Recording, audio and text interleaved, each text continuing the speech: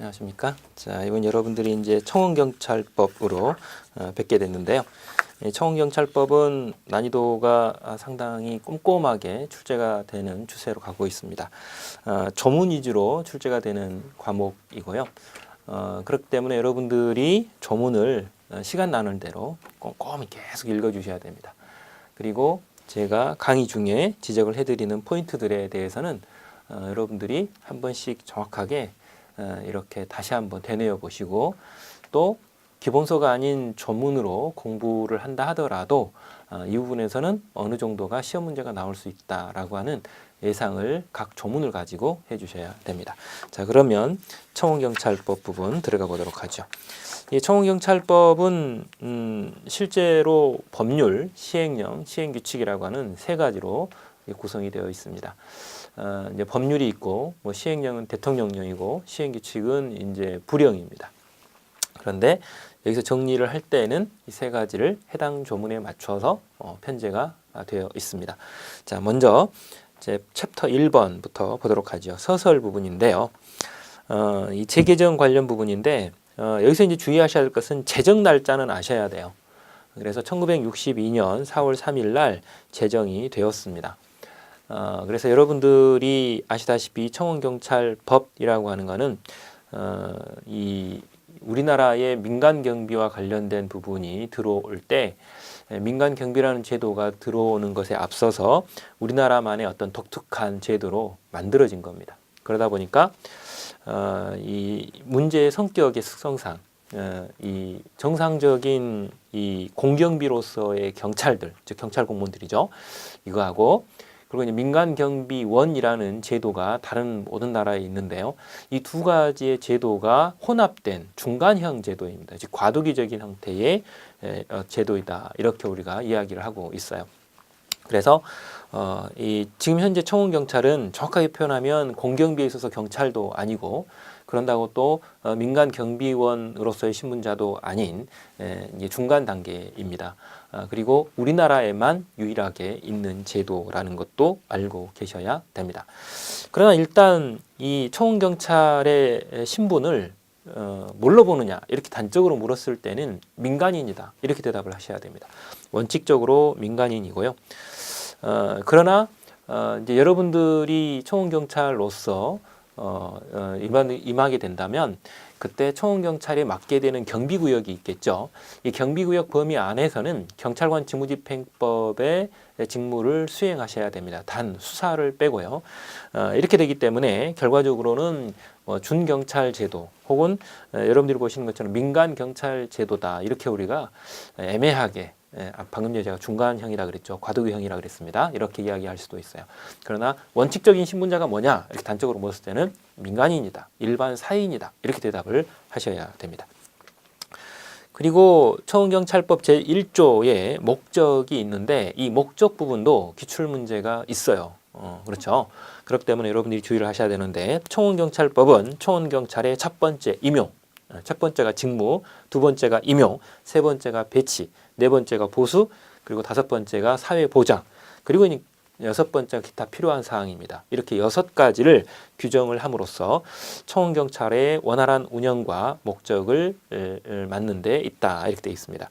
자, 여기서 여섯 가지를 여러분들이 암기하셔야 된다는 겁니다. 첫 번째가 뭐라고요? 직무, 두 번째가 임용, 세 번째가 배치, 네 번째가 보수, 다섯 번째가 사회보장, 그리고 이제 기타 필요한 사항으로 구성이 된다. 자, 그러면 문제를 한번 보겠습니다. 1조부터가 기출문제가 있다, 제가 말씀을 드렸죠. 자, 보시면 청원경찰법 제1조에 가로 안에 들어가는 부분입니다. 청원경찰법은 청원경찰의 직무, 임용, 배치, 보수, 그 다음에 뭐죠? 사회보장이었습니다. 정답이 3번이죠. 그 밖에 필요한 사항을 규정함으로써 청원경찰의 원활한 운영을 목적으로 한다, 이렇게 되어 있습니다. 그래서 여섯 가지 분야가 뭔지 정확하게 암기해 주셔야 합니다. 자, 이렇게 되고요. 그 다음 챕터 2번으로 가보죠. 챕터 2번은 청원경찰의 의와 지위입니다. 먼저 이제 정의 부분이 이제 첫 번째 문제가 되는데요. 청원경찰의 정의, 당연히 별표가 3개짜리죠. 시험 문제는 당연히 나옵니다. 물론 그런데 이 청원경찰이 조문이 사실은 많지 않아요. 그죠? 그러다 보니까 이 조문은 안 나올 것 같다 이런 조문이 사실은 거의 없습니다. 여러분들이 그 점을 주의하셔야 되고 그렇기 때문에 조문을 꼼꼼하게 다 읽어주셔야 되는 그리고 전부 다 이렇게 여러 번 반복해서 계속 보셔야 됩니다. 이제 그래야만 실력이 는다. 이걸 여러분들이 생각하셔야 되고요. 자, 챕터 2번의 초원경찰의 의의와 지위 부분에서 정의 부분을 보였습니다. 다음에 해당하는 기관의 장 또는 시설 그리고 사업장 등의 경영자가 경비를 부담할 것을 조건으로 쉽게 말하면 돈입니다. 여기서는 자 돈을 즉 청원경찰 경비 내지는 돈을 부담할 것을 조건으로 청원경찰 즉 경찰의 배치를 신청하는 경우 그 기관 시설 또는 사업장 등의 경비를 담당하게 하기 위하여 배치하는 경찰을 우리는 청원경찰이라고 합니다. 이 두 번째 나오는 경비는 우리가 이제 경호 경비할 때 그 경비입니다. 그죠? 그래서 앞쪽이 경비라는 말과 한글로는 같은데 다르죠. 앞쪽에 나오는 경비는 돈이고요. 뒤쪽에 나오는 경비는 경호 경비할 때 그 경비입니다. 그래서 의미가 다릅니다. 그 점은 꼭 주의해 주셔야 되고. 자, 그러면 어떤 시설의 사업장들이 경찰을 요청했을 때 경비를 담당하는 청원경찰을 이렇게 배치할 수 있게 되느냐? 첫 번째, 국가기관 또는 공공단체와 그 관리하에 있는 중요 시설 또는 사업장이라고 되어 있습니다. 그렇기 때문에 이제 가장 대표적으로 국가기관으로서 해양수산부의 산하 기관에 청원경찰을 배치하는 것도 여기에 나와 있는 쌍가로 1번하고 관계가 있습니다. 쌍가로 2번, 국내 주재 외국 기관입니다. 국내 주재라고 했기 때문에 한국에 머무르는 이죠. 한국에 있는 외국 기관입니다. 외국에 있는 우리나라 기관이 아닙니다. 좀 주의하셔야 됩니다. 국내 주재, 한국에 있는 외국 기관입니다. 자, 주의하시고 그래서 말을 살짝 바꿔서 장난을 칠 수 있겠죠. 주의하셔야 될 겁니다. 쌍가로 3번, 그 밖에 행정안전 부령으로 정하는 그랬어요. 여기서 주의하셔야 돼요. 대통령령이 아니에요. 행정안전 부령으로 정하는, 즉 시행규칙에 있는 이란 뜻입니다. 자, 중요시설, 사업장 또는 장소를 가리키는데 그게 어디냐? 선박, 항공기 등의 수송시설입니다. 주로 이제 배나 항공기 같은 경우들은 주로 이제 어느 정도 규모 이상만 되면 상당히 중요한 수송물을 다루게 됩니다. 그렇기 때문에 이런 시설에도 청원경찰을 둘 수 있다 이런 의미가 되죠. 두 번째, 금융 또는 보험을 업으로 하는 시설 또는 사업장 그랬어요. 금융업입니다. 그렇죠? 자, 그래서 여러분들 은행에 가시거나 하면 청원경찰 많이 보십니다. 그렇죠? 그 다음 동그라미 3번, 언론, 통신, 방송, 인쇄를 업으로 하는 시설 또는 사업장 그랬어요. 주로 이제 이 통신 관련이거나 혹은 언론 관련이죠. 그리고 출판 관련입니다. 그래서 인쇄라고 되어 있죠. 그 다음 동그라미 4번, 학교 등 유경시설입니다. 학교 등 유경시설. 즉 학교와 같은 이런 시설들에도 배치가 됩니다. 그래서 물론 대학교에도 물론 배치가 되어 있는 모습들을 보시게 될 거고요. 그 다음 의료법에 의한 의료기관입니다. 요즘에 이제 여러분들 알다시피 의료기관에서 이렇게 행패를 부리시거나 혹은 질서를 문란하게 하는 이런 분들이 종종 있어서 뉴스에 나오고 있었습니다. 그렇기 때문에 조문이 이렇게 들어간 것이죠. 의료법에 의한 의료기관에도 들어가고. 동그라미 6번, 그 밖에 공공의 안녕과 질서 유지 그리고 국민경제를 위하여 고도의 경비가 필요한 중요시설, 사업체, 장소에도 들어간다라고 되어 있어요. 그래서 여기는 지금 현재 법률 내용과 시행령 내용이 혼합된 상태로 설명이 된 겁니다. 그래서 쌍가로 3번의 행정안전부령으로 정하는 중요시설이라고 해서 그 행정안전부령에 들어있는 내용이 동그라미 1, 2, 3, 4, 5, 6번에 들어있는 것이에요. 그렇기 때문에 이 정의 부분은 여러분들이 시험 문제가 굉장히 잘 나옵니다. 아주 기초적인, 그죠? 여러분들이 청원경찰이라면 어디에 가서 무엇을 해야 될지에 대한 내용들이 이 안에 들어있다 이렇게 봐야 되는 것이죠. 자, 그리고 업종을 여러분들이 잘 기억하셔야 되는 것도 있을 겁니다. 그죠? 자, 그 다음 지위 부분 보겠습니다. 신분이죠. 자, 원칙 그랬는데요. 원칙을 보시면 공무원이 아닌 일반인 신분입니다. 원칙적으로 청원경찰이라고 부르고는 있지만 일반인입니다. 일반 사인입니다. 그렇죠? 민간인이다. 그러나 예외가 있습니다. 어떨 때는 공무원으로 취급되기도 합니다. 자, 볼까요? 쌍가로 1번, 청원경찰의 업무에 종사하는 사람은 형법이나 그 밖의 법령에 따라 벌칙을 적용할 때에는 공무원으로 간주가 됩니다. 즉 형법이나 기타 벌칙을 적용받을 때는 뭘로 간주가 된다? 공무원으로 취급이 된다. 자, 그래서 사실은 좀 불리해지겠죠. 공무원이시면 거의 대부분 가중처벌되는 경우들이 워낙 많기 때문에 그렇게 된다는 뜻입니다. 그 점을 꼭 주의해 주시고, 자, 이것에 대해서 이제 시행령 부분에 보면 세부적으로 또 나와 있죠. 상가로 2번. 청원경찰은 형법이나 그 밖의 법령에 따른 벌칙을 적용받는 경우와 법 혹은 이영, 즉 시행령입니다. 특별한 규정이 있는 경우를 제외하고는 공무원으로 간주되지 않는다. 즉 같은 말입니다. 그죠? 법률과 시행령 같은 말인데 어쨌든 간에 형법이 적용되든 아니면 기타 법령에 따라 벌칙을 적용받으면 뭐가 된다? 공무원으로 간주된다. 자, 주의하셔야 됩니다. 원칙적인 신분은 뭐다? 일반인 신분이다. 일반 사인인데 일반인 신분인데 예외적으로 벌 받을 때, 벌칙 받을 때에는 공무원으로 간주가 됩니다. 그만큼 조심하라는 뜻이죠. 자, 일반 경찰과 비교를 잠깐 보겠습니다. 일반 경찰은 경찰법과 경찰공무원법의 적용을 받습니다. 그래서 모든 국민을 위해서 일반적인 경찰 업무를 수행하는 것을 우리가 일반 경찰이라고 부르죠. 그러나 청원경찰에 있어서는 무슨 법이 적용됩니까? 청원경찰법이 적용이 됩니다. 그래서 청원주가 돈을 낸다는 조건을 달고 경비구역 범위 내에서 경비 업무를 담당합니다. 물론 이때 경비구역 내에서는 경찰관 직무집행법상의 경찰관의 직무를 제한적으로 수행합니다. 단 무엇은 못한다? 수사 업무는 못하십니다. 자, 여기도 시험 문제가 굉장히 많이 나오죠.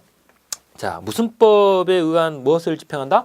경찰관 직무집행법에 따라 경찰관의 직무를 제한적으로나마 집행합니다. 단 경직법 안에 제2조를 보시면 업무 범위가 쫙 나와 있는데 그 중에 수사는 안 됩니다. 라는 뜻이에요. 자, 이렇게 되어 있습니다.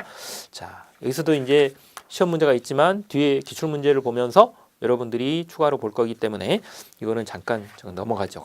그 다음 챕터 3번으로 갑니다. 청원경찰의 직무입니다. 이 청원경찰의 직무를 보시면 거기 보시면 이제 직무하고 직무 범위나 혹은 어떤 사람들이 직무를 하는지 이런 것들이 쭉 나와 있습니다. 누구의 감독을 받는지 뭐 이런 것들이 쭉 나와 있는데 먼저 직무를 한번 보죠. 청원경찰은 청원경찰의 배치 결정을 받은 자, 즉 청원주를 우리가 배치 결정을 받은 자라고 합니다. 그리고 배치된 기관, 시설 또는 사업장 등의 구역을 관할하는 경찰서장의 감독을 받아 그랬어요. 자, 누구와 누구의 감독을 받습니까? 청원주와 경찰서장의 감독을 받는다라고 되어 있습니다. 이 부분도 시험 문제가 굉장히 잘 나오죠. 누가 감독권자다? 원칙적으로 서장과 청원주다. 그 경비구역만의 경비를 목적으로 필요한 범위에서 경찰관 직무집행법에 따른 경찰관의 직무를 수행하는 특별경찰 집행기관을 우리는 뭐라고 한다? 청원경찰이라고 한다. 자, 무슨 법을 집행하라고요? 경찰관 직무집행법을 집행하라고요. 그리고 어디서 집행하라고요? 경비구역 범위 내에서만 하시라고요. 그죠? 자, 그리고 이제 맨 끝에 이제 신분이 경찰행정법의 측면에 따라서 성격이 나와 있습니다. 뭐라고 되어 있습니까? 특별 경찰 집행기관이다라고 되어 있습니다. 이게 보통 경찰 집행기관은 경찰 공무원들을 가리키십니다. 지금 경찰청에 있는. 그러나 여러분들은 경찰청에 있지 않음에도 불구하고 경찰관 직무집행법상의 경찰관의 직무를 수행하도록 지금 현재 법이 규정하고 있기 때문에 특별 경찰 집행기관이다라고 하는 성질을 갖고 있어요. 이때 주의할 점이 있습니다. 특별이라는 글자 조심하셔야 되고 집행이라는 글자 조심하셔야 돼요. 집행자를 빼버리면 전혀 딴 내용이 되기 때문에 집행자를 반드시 넣으셔야 됩니다. 특별 경찰 집행기관 이렇게 대답을 하셔야 된다. 주의하셔야 되고요. 자, 그 다음 경비구역을 잠깐 볼까요? 경비구역은 쌍가로 1번 기관, 시설 또는 사업장 등의 구역을 관할하는 경찰서장의 감독을 받아 구역 내에서 하도록 되어 있습니다. 그렇죠? 물론 이제 청원주도 감독을 하지만 이 경찰서장의 감독을 받고 그 맡은 구역 안에서 하도록 되어 있습니다. 그러면 그게 어느 구역인지를 알아야 되는데 그걸 어떻게 해야 됩니까? 쌍가로 2번에 나와 있죠.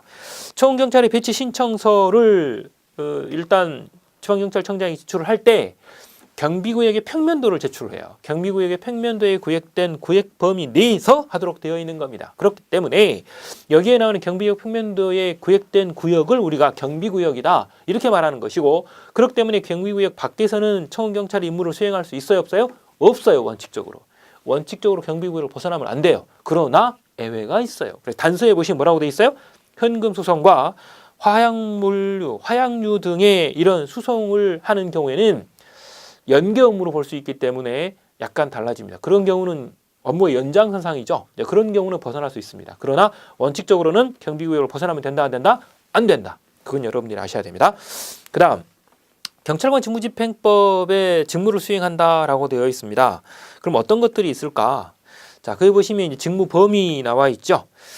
청원경찰이 경비구역 내에서 경찰관 직무집행법 제3조, 제2조죠. 제2조의 직무의 수행을 할 때에는 이 경비의 목적을 위해서 최소한의 범위 내에서 일단 직무를 수행해 주셔야 됩니다. 결과적으로 경비 목적 범위를 벗어나도 안 될 뿐만 아니라 인권 침해 소지가 있기 때문에 되도록이면 필요 최소한의 범위 내에서 진행을 해야 됩니다라는 거죠. 이렇게 돼 있고요. 그다음 예외적으로 경찰관 직무집행법 제2조의 업무를 수행한다 하더라도 뭐는 하지 못해요?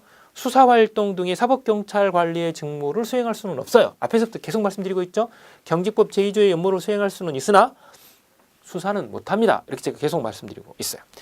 자, 그 다음에 이제 가장 대표적인 직무 권한을 거기 보면 밑에 써놨습니다. 거기 보시면 이제 불신검문이죠. 이제 범죄 예방이나 혹은 범인 검거를 목적으로 거동수상자가 있으면 질문을 하고 조사를 하시는 이런 그죠? 이런 간단한 행위들을 하실 수 있습니다. 그다음 보호 조치입니다. 긴급 구호를 요하는 자가 발견이 됐어요. 경비구역 안에서. 이렇게 되면 관계기관에 긴급 구호를 요청하는 일시적인 보호 조치를 하실 수 있고요. 그게 권한 범위 내이고요. 그다음 위험 발생 방지 조치를 하실 수 있습니다. 그래서 경비구역 범위 내에서 위험 사태가 발생이 되었을 때 경고, 억류, 피난 이런 조치들을 일시적으로 하실 수 있습니다. 물론 통행을 제한하거나 금지를 하실 수도 있겠죠. 그다음 범죄 예방과 제지입니다. 이거는 이제 범죄 예방과 제지를 위해서 경고도 하시고 제지도 하시고 이런 일들을 하실 수 있고 그다음에 장구나 무기를 사용하실 수도 있어요. 그래서 여러분들이 경찰관 직무집행법 제2조라고 하는 이 부분은 실제로 보시면 이것보다 더 많은 일단 업무들이 있어요. 그러나 단 뭐를 빼고 나머지는 다 하실 수 있다? 수사를 빼고 난 뒤에 다 하실 수 있다. 지금 여기에 열거된 것들은 그중에 대표적인 것 중에 몇 개일 뿐입니다. 그래서 여러분들이 공부를 하실 때는 경찰관 직무집행법 제2조나 3조 여러분들이 꼭 한번 참고해서 한번 여러분들 스스로도 한번 찾아보시기 바랍니다. 자, 여기서 이제 부탁을 하나 드립니다. 여러분들이 경찰관 직무집행법이나 혹은 청원경찰법이나 이런 법 조문은요. 여러분들이 휴대전화에 무료 앱을 법령 검색을 하실 수 있는 앱이 있어요. 그 앱을 하나 알려드리겠습니다. 국가법령정보센터라고 하는 이 법제처에서 만든 무료 앱이 있습니다. 무료 앱이 있는데 국가법령정보센터 앱을 휴대전화에 다운받으셔서 설치를 하시기 바랍니다. 이렇게 이제 앱을 설치하신 다음에 거기에 보면 이제 법령 검색을 하실 수가 있어요.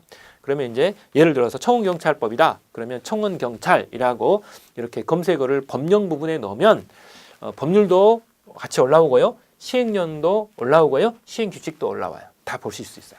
그리고 경찰관 직무집행법이라고 하면 경찰관 직무집행이라고 검색어를 넣으면 경찰관 직무집행법이 법령에 뜰 겁니다. 그러면 그때 2조를 한번 살펴보시기 바랍니다. 그래서 실제로 국가법령정보센터는 법령 조문만 검색이 되는 것이 아니라 그 이외에 다른 판례들도 그리고 시행규칙이나 이런 행정규칙 같은 것들도 다 이렇게 검색을 하실 수 있게 돼 있습니다. 그래서 상당히 유용한 앱이기 때문에 여러분들이 국가법령정보센터라고 하는 앱도 설치를 하셔서 간간히 한 번씩 이렇게 살펴보시기 바랍니다. 자, 어쨌든 간에 이 청원경찰은 경비구역 범위 내에서 경찰관 직무집행법 제2조의 경찰관의 직무를 경비구역 경비 목적으로 최소한 범위 내에 사용하실 수 있어요. 행사하실 수 있어요. 단 수사 활동은 못 하셔요. 그죠? 자, 이거는 시험 문제가 나올 수 있습니다. 주의하셔야 돼요. 그렇기 때문에 수사를 뺀 나머지는 조문에서 한번 검토를 하시되 여러분들 교재에서는 몇 가지만 대표적으로 소수를 했습니다. 그다음 감독 부분을 보겠습니다. 감독권자는 앞에서 늘상 말씀드렸어요. 지금 현재 법률과 시행령에 직접적으로 언급이 된 감독권자는 누구라 그랬죠? 청원주와 경찰서장 이렇게 제가 말씀드렸어요. 시험 문제가 나올 겁니다. 주의하셔야 돼요. 그다음 이런 사람들이 이제 감독을 하는데 감독하는 사람이 있다는 말은 청원경찰이 일을 하셔야 된다는 뜻이죠. 자, 일을 하다 보면 각각의 맡은 업무에 따라서 어떻게 해야 되는지가 나와야 되는데 그게 바로 직무보고입니다. 직무보고 부분을 보죠. 경비구역 내에 업무 처리 및 자체 경비를 하는 소내 근무자는 근무 중에 평이한 사항이 발생하였을 때에 지체 없이 청원지 또는 경찰서장에게 보고하고 그 지시에 따라야 됩니다. 누가 이렇게 보고하라 그랬죠? 손해 근무자예요. 손해 근무자라는 말은 경비구역 범위 내에서 지금 현재 정상적으로 근무를 하고 계시는 분입니다. 그 근무를 하다 보니까 특이한 사태가 벌어졌어요. 사건이 벌어졌습니다. 이랬을 때 지체 없이 청원주 또는 경찰서장입니다. 또는입니다. 또는입니다. 주의하셔야 돼요. 보고를 하고 보고를 했으면 지시를 기다려야 되겠죠. 자, 이렇게 됩니다. 쌍으로 1번. 청원경찰은 청원경찰법 제3조에 따른 직무를 수행할 때에 경찰관 직무집행법과 그 시행령에 따라야 할 모든 보고는 경찰서장에게 서면으로 보고하기 전에 지체 없이 일단 구두로 보고해서 지시를 기다리셔야 돼요. 일단 서면 보고는 해주셔야 됩니다. 그런데 서면 보고를 할 때까지 시간이 오래 걸리기 때문에 일단 서면 보고는 서면 보고고 그 이전에 구두로 일단 보고를 먼저 해라 이런 뜻입니다. 그죠?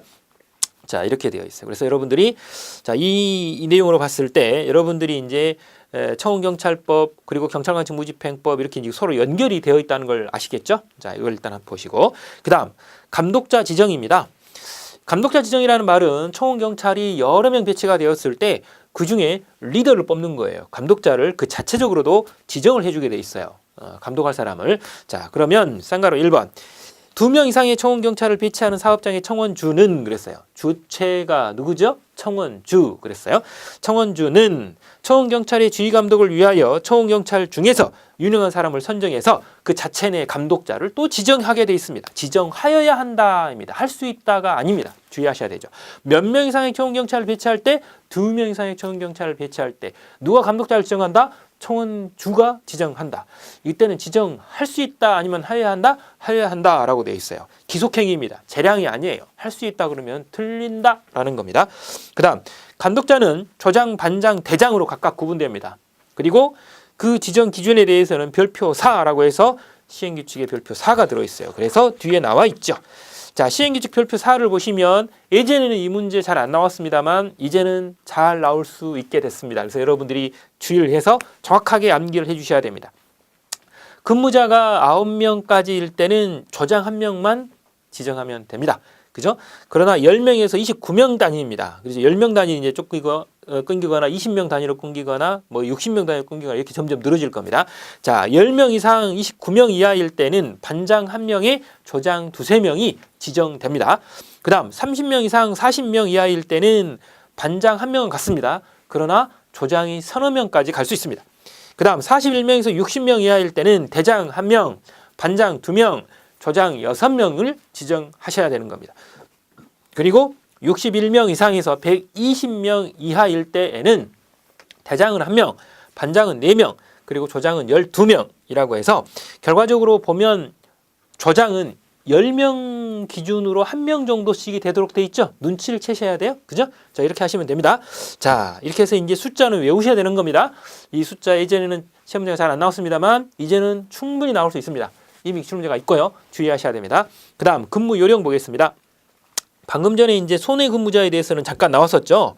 자, 그리고 이제 쌍가로 1번 봅니다. 자체 경비를 하는 입초 근무자입니다. 입초 근무자라는 것은 주로 출입구에 주로 서서 근무하시는 분들입니다. 소 안에 들어와 있는 게 아니고 입초 근무자 주의하셔야 됩니다. 경비구역의 정문이나 그 밖에 지정한 장소에서 경비구역의 내부, 외부, 출입자 움직임을 감시하는 것을 임무로 합니다. 이소는 입구에 서가지고 안에도 보시고 밖에도 보시고 왔다 갔다 하는 출입자도 보시고 이거 다 하시라는 겁니다. 그래서 이거는 입초 근무자입니다. 그 다음 쌍으로 2번 경비구역 내의 업무 처리 및 자체 경비를 하는 손해 근무자는 특이한 경비 사항이 발생이 되었을 때 지체 없이 누구에게 일단 보고를 하시라 그랬나요? 청원주 또는 관할경찰서장에게 보고를 하고 지시를 기다려야 한다 그랬어요. 그렇죠. 앞에 이미 조문이 나왔습니다. 자, 그래서 일단 서면 보고를 해야 되는데 서면 보고를 할 시간 여유가 없고 그럴 때는 일단은 뭘로 먼저 해야 된다. 구두로 먼저 하고 기다리라 그랬죠. 그러면서 이제 서면 보고 해주셔야 돼요. 서면 보고를 생략하는 게 아니고. 그 다음 쌍가로 3번 순찰 근무자는 그랬어요. 순찰 근무자는 청원주가 지정하는 일정한 구역을 순회하면서 경비 임무를 수행하도록 되어 있어요. 자, 그런데 이렇게 순찰을 도는 방법이 또 다르죠. 자, 그래서 밑에 하부 규정이 있어요. 이 경우 순찰은 단독 또는 복수로 정선 순찰을 하되 이게 원칙이에요. 혼자 가든 2명 이상이 복수로 가든 정선 순찰을 해요. 정선 순찰이라는 것은 정해진 길과 정해진 시간에 순찰을 도는 것을 정선 순찰이라고 합니다. 그런데 청원주가 필요하다고 인정할 때는 요점 순찰과 또는 난선 순찰을 할 수 있다. 이거는 재량이에요. 이건 예외입니다. 원칙은 정선 순찰을 해야 되는데 청원주가 필요하면 예외적으로 여점 순찰과 난선 순찰을 한다. 여점 순찰이라고 하는 것은 취약 지점을 집중적으로 이렇게 순찰을 도는 것을 가리키고, 난선 순찰은 순찰을 도는 청원 경찰이 자신의 어떤 책임감을 가지고, 그죠? 자, 꼭 정해진 길이 아니라 하더라도 필요하면 왔다 갔다 하면서 계속 순찰을 돌게 하는, 정해진 길이 없는 순찰을 우리가 난선 순찰이라고 합니다. 그래서 양쪽이 다른 것이죠. 그래서 이거는 예외적으로 일단 실행을 할 수 있는 것입니다. 자, 이렇게 되어 있죠. 그 다음 쌍가루 4번 대기 근무자입니다. 대기 근무자는 지금 현재 열심히 근무를 하는 게 아니라 잠깐의 휴식을 취한다거나 말 그대로 대기를 하는 이런 거죠. 그래서 손해 근무에 협조하거나 휴식하면서 불의의 사태에 대비를 해주셔야 됩니다. 자, 그래서 근무자의 근무 유형은 몇 가지가 있습니까? 4가지가 있습니다. 쌍가루 1번의 입초 근무자, 쌍가루 2번의 뭐예요? 자체 경비를 서는 손해 근무자, 그 다음 3번째는 순찰 근무자, 그 다음 4번째는 대기 근무자. 그죠? 대기 근무자는 집으로 돌아가면 돼요? 안 돼요? 안 돼요. 그 경비구역 안에서 휴식을 취하면서 불의의 사고에 대비를 해주시거나 아니면 지금 현재 근무를 서는 사람들을 협조해 주셔야 돼요. 손해 근무를 하는 것에 협조를 해주는 이런 일들을 간단히 할 수 있는 것이 바로 대기 근무자입니다. 그래서 근무자의 유형은 보시다시피 4가지가 있다. 자, 태도가 다르기 때문에 그 점 여러분들이 주의하셔야 되죠. 그 다음 쌍가루 5번입니다. 경비업자에게 권한을 위임하는 이런 부분들이 있습니다. 이거는 이제 청원경찰이 원래는 다 청원주에 의해서 다 이렇게 일사불란하게 다 움직여야 되는데 그렇게 하지 않고 경비업자에게 일부 위임을 해가지고 경비업자에게 부탁하는 경우가 생기게 됩니다. 바로 그 조항인데요.